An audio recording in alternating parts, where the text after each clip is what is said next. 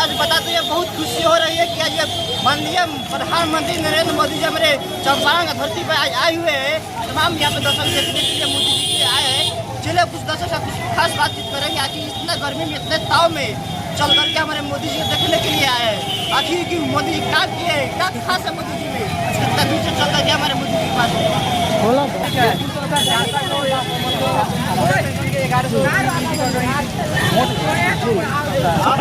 आप लोग 1100 रुपये वोट लेने का सब तरीका है। वोट लेने का सब तरीका है, पब्लिक को बुलाने का तरीका है भाई।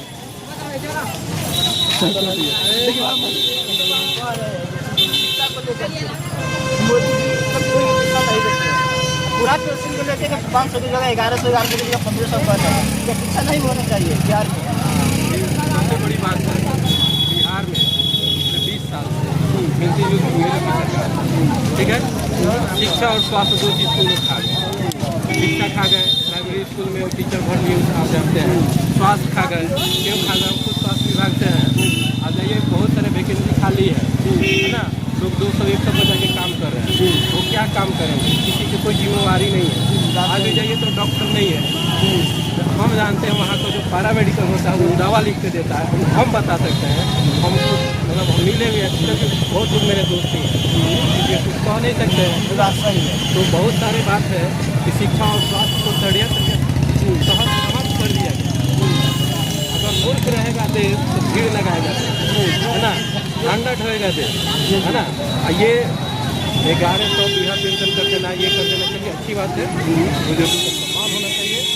और ये बिजली आई है, ये क्यों आई है, कब आई है, आखिर 20 साल बाद क्यों आई है, ये भी सवाल, ठीक। और बहुत सारे सवाल हैं। और विशेष करके युवा के लिए रोजगार चाहिए, नौकरी चाहिए। बिहार के लोगों का प्लान बाहर ना हो, बिहार में रोजगार लगे, बिहार में फैक्ट्रियाँ लगे और यहाँ के किसानों को उचित मूल्य को खाद मिले, बीज मिले, उनको राहत मिले। अभी पानी देखिए, अभी धान का फसल सब लगा हुआ है और सूख रहा है ना। तो फसल भी नहीं लगा हुआ। हाँ, वो जगह फसल नहीं है तो उचित वहाँ से क्या करे, सरकार व्यवस्था करे ना, तो पानी की व्यवस्था करे, ये सारे काम करे। और जो सरकार करेगी तो वोट किया जाएगा। ये सरकार जिसकी मुद्दा होगी, जो बात करेगा, जो काम किएगा, उसी को वोट करेगा। हाँ, भाषणबाजी को वोट नहीं जाएगा, जो काम करेगा उसको वोट जाएगा।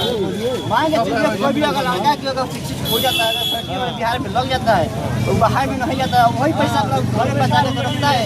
पूरा पेंशन देने की जरूरत नहीं पड़ेगा, मतलब माता पिता की कोई भरण पोषण कर देगा। बिहार में सिर्फ रोजगार मिल जाए, बिहार में युवाओं को नौकरी मिल जाए, है ना, किसानों को मतलब व्यवस्थित ढंग से मिल जाए, तो फिर किसी को कोई तकलीफ नहीं, तो बाहर जाएगा ही नहीं, क्यों जाएगा।